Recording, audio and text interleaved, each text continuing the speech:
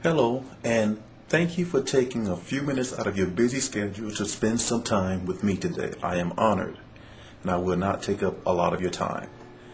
One thing I want to talk about today is prioritizing.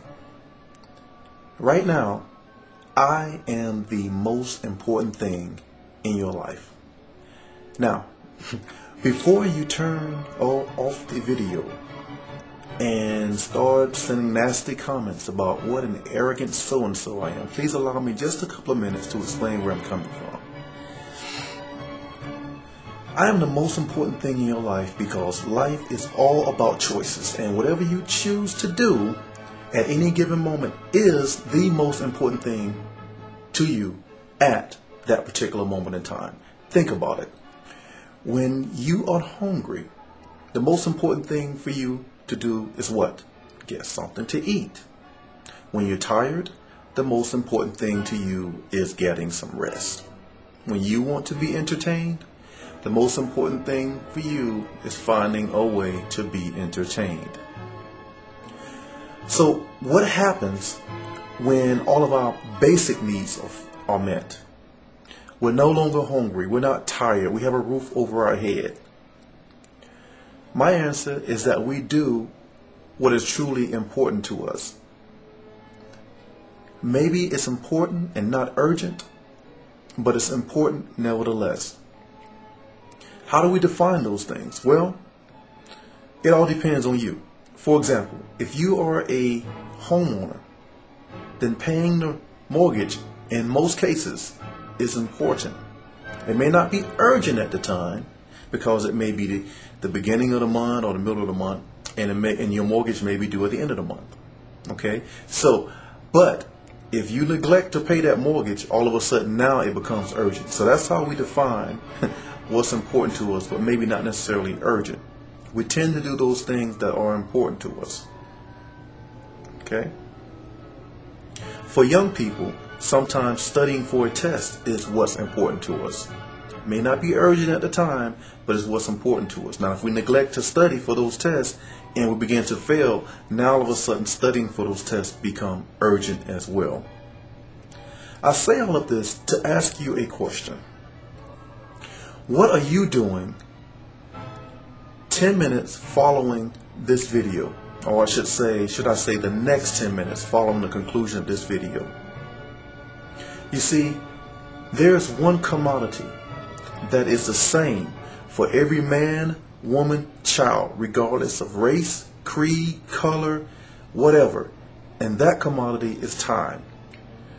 We have the same amount of time from point A to point B. Since we don't know how to time travel as of yet, that remains the one thing that we all have in common. So you think about it. Does time move any differently for the richest people such as Bill Gates, or for the biggest stars such as Sean P. Diddy Combs? Does time move any differently for those people than it does for you, for me, and for anyone else? Or is the time spent differently? I submit to you that the time is spent differently, and the time is not different. 30 seconds is still 30 seconds. 5 minutes is still 5 minutes. 10 minutes is still 10 minutes. So how you feel those 30 seconds, how you feel that minute or those 10 minutes is what makes all the difference in the world.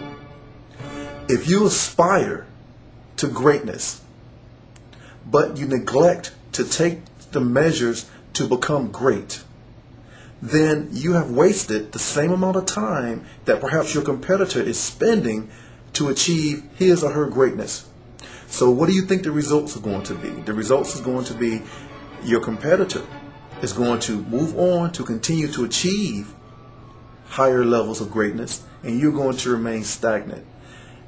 And it's not because they're necessarily better than you, but it's because they chose to spend their time a little bit different than perhaps you did.